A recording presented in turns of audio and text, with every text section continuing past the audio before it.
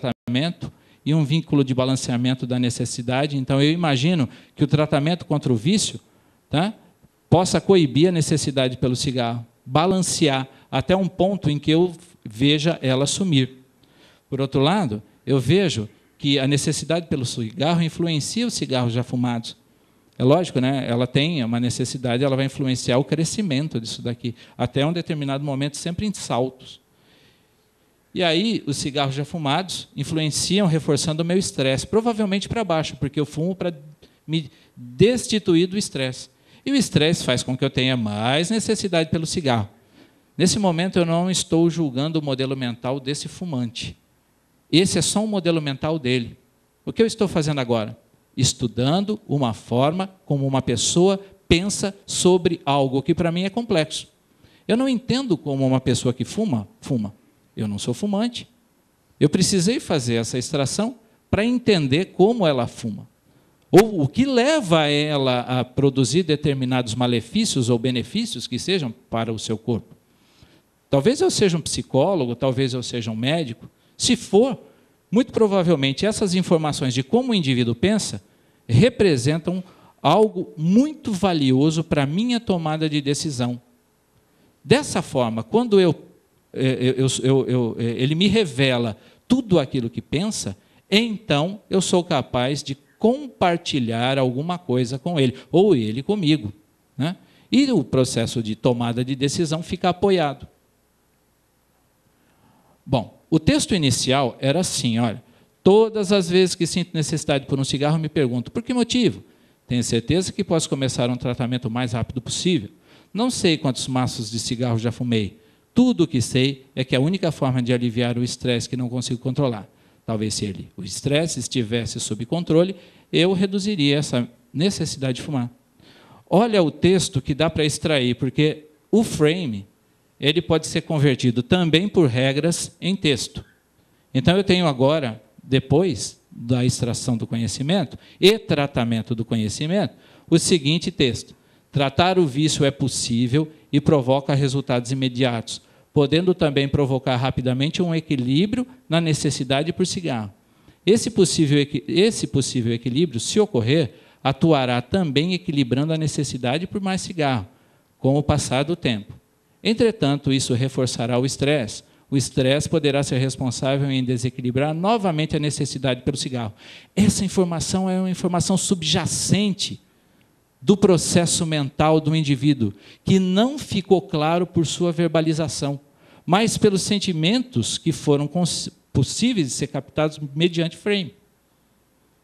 Quando eu produzi esse novo texto, eu não fiz nada a não ser ler e traduzir.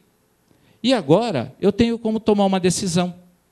Se eu conseguir reforçar o processo ou desconstruir o processo de associação estresse-cigarro com uma pessoa, que é o que era uma informação subjacente, então eu tenho uma boa estratégia para resolver o problema que a gente conseguiu entender. Então, veja, o que eu gostaria que vocês tirassem disso tudo é basicamente duas coisas. Primeiro, a primeira situação para a solução, a primeira situação para o apoio à decisão, ou para a gente conseguir juntar a gestão do conhecimento com o processo de decisão, é efetivamente entender o problema. Mas entender em grupo, porque nós não somos sozinhos para tomar decisões dentro das organizações. Esse é o primeiro ponto. E o segundo ponto é o seguinte, nenhum dos modelos que se apresentam prontos, de fato, podem contribuir muito para a solução de um problema.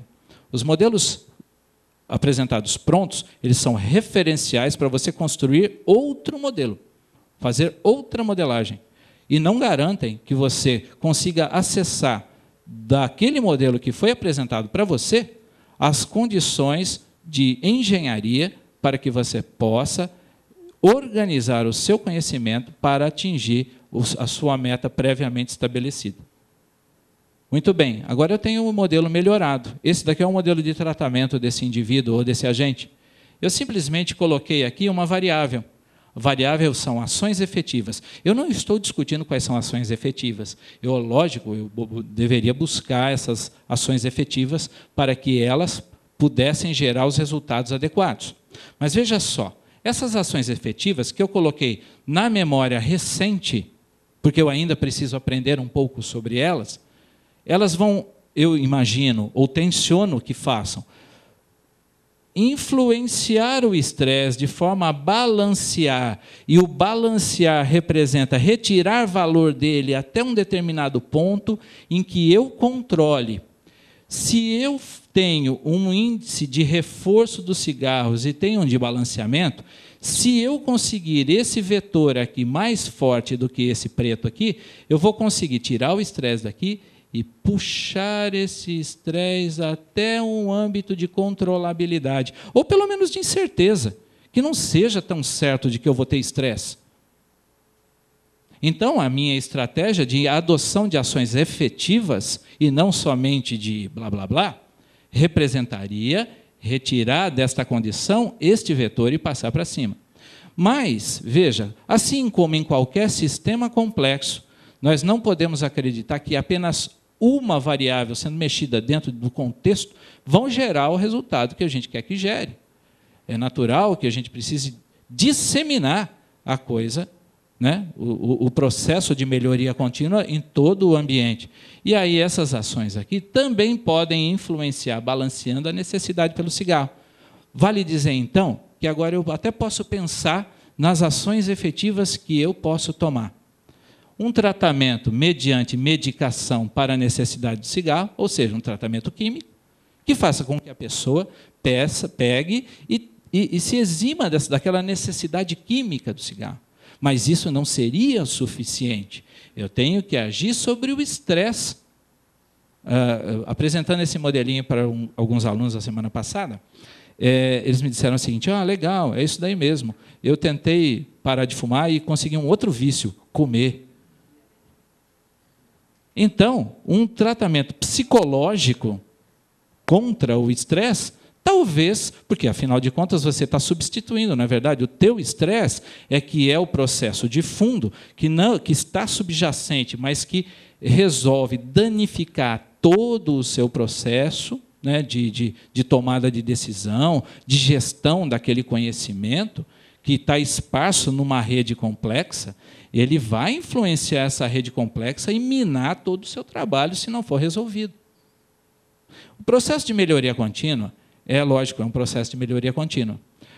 A ideia é que ele vá trazendo informações paulatinamente, tal que nós tenhamos condições de resolver os problemas de forma gradativa.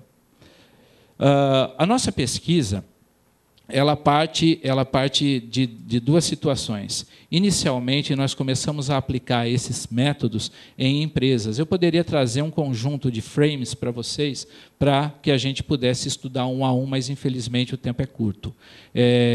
Mas eu conto com as memórias de vocês, para que vocês consigam associar esse tipo de ferramenta às necessidades de cada um.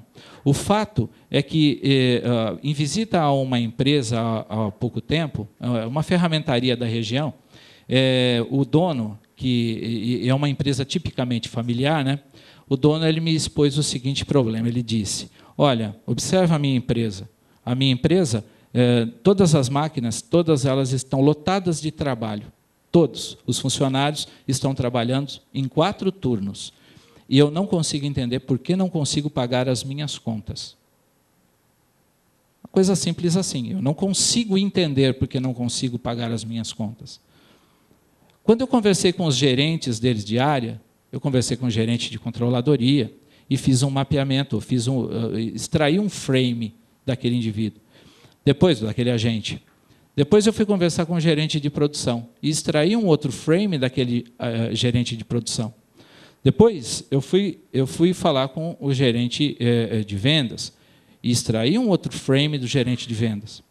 O fato é que cada um deles, trabalhando dentro do seu modelo particionado, não conseguia entender quais eram as medidas que os outros tomavam no sentido de todos convergirem para um único objetivo. Parecia uma coisa assim, complexa de se resolver, ao ponto do dono querer fechar a empresa. Só que uma empresa familiar, se a pessoa fecha, ela própria fica sem emprego. Então, o pensamento inicial era basicamente o seguinte: ele comprou um conjunto de máquinas por controle numérico e passou a prestar serviço, ou imaginou que poderia prestar serviços em grande escala. Só que ele não desativou os seus tornos, as suas máquinas convencionais. Resultado: quando um dos componentes da família precisava de faturamento, ou de faturar, e garantir assim, o fluxo de capital entrante, ela simplesmente ia nos tornos que eram supostamente mais rápidos, ou que eles conseguiam colocar uma produção menor para ser entregue rapidamente. Então, ela posicionava dentro do planejamento e controle da produção todos os pedidos menores primeiro. Resultado: sem saber, ela pensando que poderia ter dinheiro suficiente para pagar a folha de pagamento, ela representava o maior risco da empresa de não conseguir honrar suas dívidas de longo prazo. Por quê? Inadvertidamente posicionavam os pedidos menores e mais baratos e ampliava o processo de produção a um extremo tal que as máquinas ficassem sobrecarregadas e as outras tivessem que ser desativadas, que eram as de controle numérico.